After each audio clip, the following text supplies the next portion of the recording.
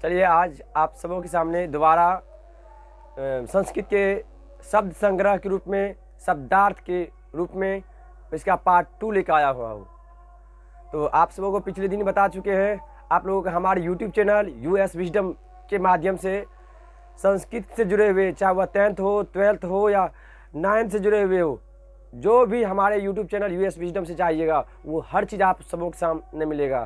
तो इसलिए ध्यान रखिएगा, हमारे YouTube चैनल US विजडम को आप सब्सक्राइब कीजिए, शेयर कीजिए, लाइक कीजिए, कमेंट जरूर कीजिए, जिससे कि अधिक से अधिक लोगों तक इसका बेनिफिट मिल पाए।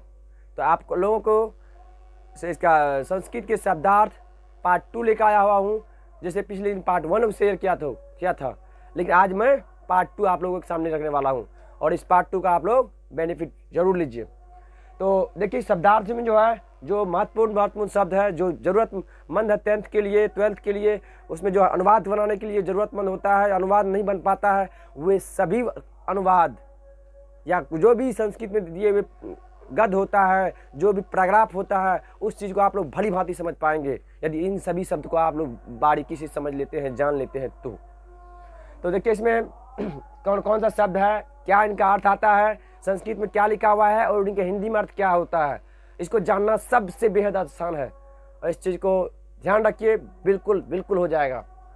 तो यहाँ कर रहे हैं, देखिए, असकृत है जिसका मतलब कई बार होता है, इतः है, इतः का मतलब यहाँ से होता है, अदपि है जिसका मतलब आज भी होता है, इत अस्ततः है जिसका मतलब इधर उधर होता है, आदिया अदस्तात जिसका मतलब नीचे होता है, अधुनेव जिसका मतलब अभी होता है, ईर्षत जिसका मतलब थोड़ा होता है या तो कम होता है,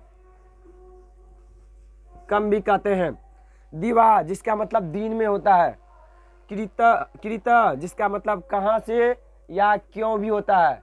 एक चीज बता चुके होंगे पहले, कथम का मतलब क्यों होता है और किस प्रकार उसका भी मतलब होता है। नूनम या ही या अवश्यम जिसका मतलब अवश्य होता है। चिरम का मतलब होता है देर तक।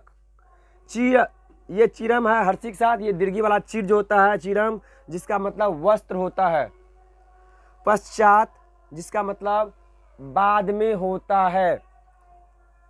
यहां देख सकते हैं आगे, पूरा या अग्रे जिसका मतलब आगे होता है। अध प्रवृत्ति जिसका मतलब आज से होता है।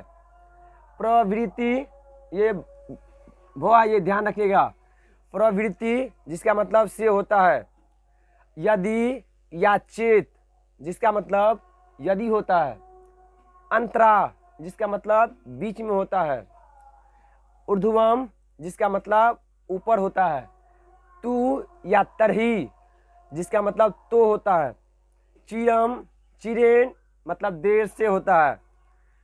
ततः या तदा जिसका मतलब तब होता है। पुनः पुनः जिसका मतलब बार बार होता है। बारम का भी मतलब बार बार होता है। अंतरेण जिसका मतलब बिना होता है। मोनम या जोसम या तुष्णिम, इन सभी का मतलब शांत का भी मतलब, इन सभी का मतलब शांति होता है या तो मौन होता है। ये क्या जो दिख रहा है इसको हम नेक्स्ट टाइम हम बता रहे हैं, आप आगे। आधु लिखा हुआ अधेव, ये गद वाला ध है, ध्यान रखिएगा। अधेव जिसका मतलब आज ही होता है। इति मतलब ऐसा भी होता है या के समान भी होता है। इसके समान या के समान कह सकते हैं। इव का मतलब समान होता है या के समान भी इनका भी मतलब होता है। पुनः का मतलब फिर होता है। पुरतः का मतलब सामने होता है। उच्चे का मतलब जोर से होता है। आधुरे अपरेधु जिसका मतलब दूसरे दिन होता है। नक्तम का मतलब रात होता है। रात्रि का मतलब रात होता है। निशा का मतलब रात होता है। तथा का मतलब वैसा होता है या तो और भी होता है, लेकिन यहाँ पर वैसा या उस प्रकार भी होता है।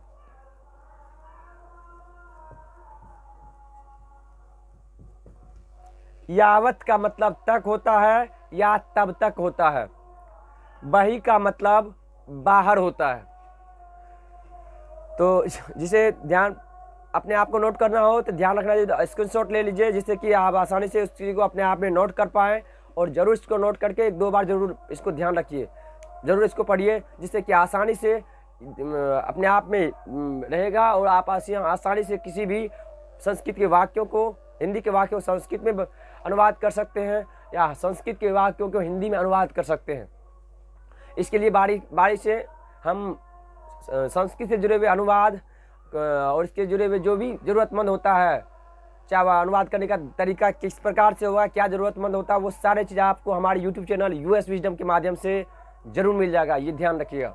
इसलिए बार बार कह रहे हैं, हमारे यूट्यूब चैनल यूएस विजडम को ज़रूर सब्सक्राइब कीजिए और अधिक से अधिक 10th और 12th या और 9th से जुड़े हुए स्टूडेंट के पास ज़रूर शेयर कीजिए, जिससे उससे जुड़े हुए जो भी दिक्कतें आता होगा हमारे यूट्यूब चैनल के माध्यम से उसके पास पहुंच पाएगा और वो अपने आप को उस चीज़ को दूर ज़रूर कर पाएगा। तो चलिए बात करते हैं इससे जुड़े हुए कुछ और सब आप लोगों के सामने।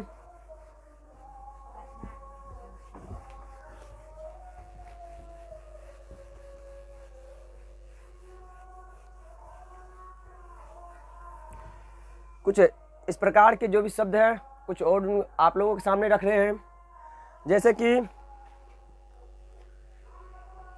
तदा, तदा लिखा चुके हैं, लेकिन फिर तदा मतलब तब होता है। यदा, यदा मतलब जब होता है। कदा, कदा मतलब कब होता है। नो, नो या नो या मत, जिसका मतलब नहीं होता है। उसके बाद नो, नो मत, इस सब का मतलब नहीं होता है। अस्ति, जिसका मतलब है होता है। संति, जिसका मतलब है होता है। ये होता है बहुवचन के अर्थ में। बहुवचन के अर्थ में ये होता है एक वचन के अर्थ में। आसित, आसित मतलब था होता है। आसन मतलब थे होता है। आसन मतलब थे होता है। इसके बाद बात करें तो ये पाक या पुरा या पूर्वम, सबका मतलब पहले होता है।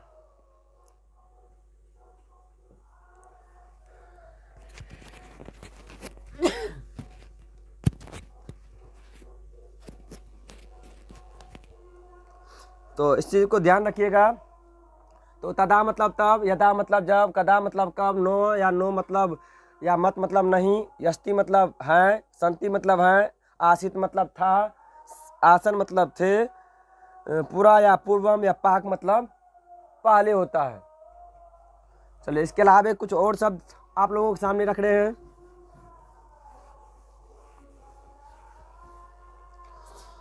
जैसे मिथ्या,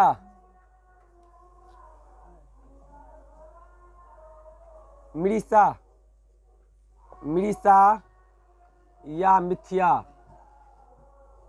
जिसका मतलब ये थो है, झूठ होता है, जिसका मतलब झूठ होता है। इसके बाद बात करें तो सदा, सदा का मतलब सर्वदा होता है, सर्वदा होता है। उसके बाद बात करें यथा, यथा का मतलब जैसे या जिस प्रकार होता है, जैसे या जिस प्रकार होता है। इसके बाद बात करें तो युगपत, युगपत जिसका मतलब होता है एक साथ, एक साथ होता है। शाश्वत जिसका मतलब आप लोगों को शाश्वत का मतलब भी सदा होता है, ये ध्यान रखिएगा। शाश्वत का मतलब भी सदा होता है। और यत का लिखा चुके हैं, यतः, यतः का मतलब होता है की भी होता है और क्योंकि भी होता है। यतः का मतलब देखो ध्यान दो, मृषा मिथ्या मतलब झूठ होता है, सदा मतलब हमेशा या सदा होता है, इसका हमेशा भी कह सकते हैं।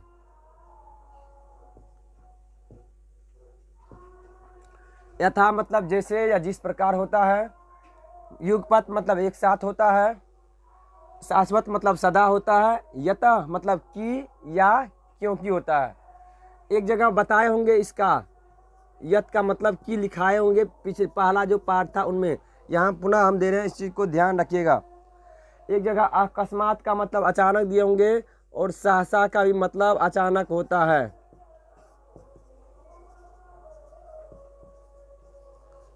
अचानक होता है, ये चीज़ ध्यान रखिएगा। आप सबों से विनती है जो जरूर इस चीज़ को ध्यान जितना ही रखिएगा उतना ही आसान आप लोगों को होने वाला है। चाहे वो 9th से जुड़े हुए संस्कृत का हो या 10th से जुड़े हुए हो या 12th से जुड़े हुए हो, कोई भी हो, उसके लिए बहुत ही बेहतर ये चीज़ है। इसके लिए बात करें, इन स्व का मतलब होता है कल, लेकिन ये एक कल जो होता है आने वाले समय के लिए होता है, आने वाला।